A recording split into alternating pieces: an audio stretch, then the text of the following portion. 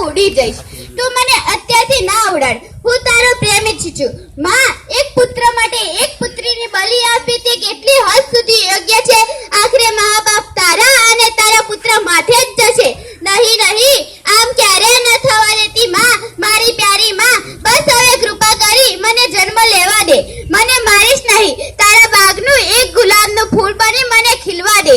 મને કરમાવીશ નહીં. પરંતુ કોણ જાણે સ્ત્રીઓએ પુરુષ પ્રધાનમાં સમાજમાં જાતિ નિયમો વર્ણો સામે હાથના હથિયાર મૂકી દીધા છે કે પછી પુરુષ બનવાની આંધળી ડોકમાં કઠોરતાનું કવચ ઓઢી લીધું છે.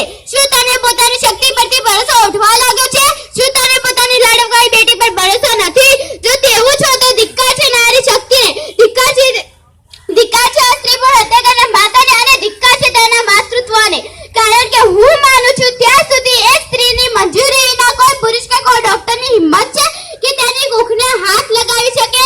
અને દીકરી એ લક્ષ્મીનું સ્વરૂપ છે. દીકરીની જગબગતી દ્રષ્ટિ સામે લાખો સૂર્યની પણ દ્રષ્ટિ ઝાંખી પડી જાય છે.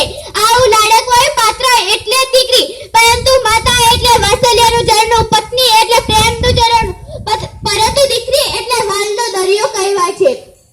દીકરી દાદા દાદી માતા પિતા ભાઈ દરેકને સ્નેહના બંધનથી બાંધે છે. એટલે જ દીકરીની વિદાય વેળાએ ત્યારે સૌની આંખોમાંથી આંસુ વહે છે. દીકરી એટલે માતાનો આધાર, દીકરી એટલે પિતાનો સંસાર, દીકરી એટલે ભાઈનો પ્યાર. આવો ત્રિવેણી સંગમ સાર્થક કરે એક દીકરી. જો દીકરો એ પિતાનું રૂપ છે તો દીકરી એ પિતાનું સ્વરૂપ છે. જો દીકરો એ પિતાનો હાથ છે તો દીકરી એ પિતાનું હૈયું છે. દીકરી તો રૂડી સમાજની મૂડી, દીકરી વિનાની જિંદગી અધૂરી. દીકરીનો સમાજમાં જાળવો માન, જાતિ જાળવા કદી ના કરાવો નિદાન.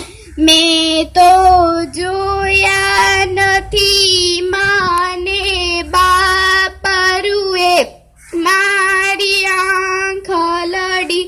મેં તો જોયો નથી નાનો બાય રૂએ, મારી આંખ લડી.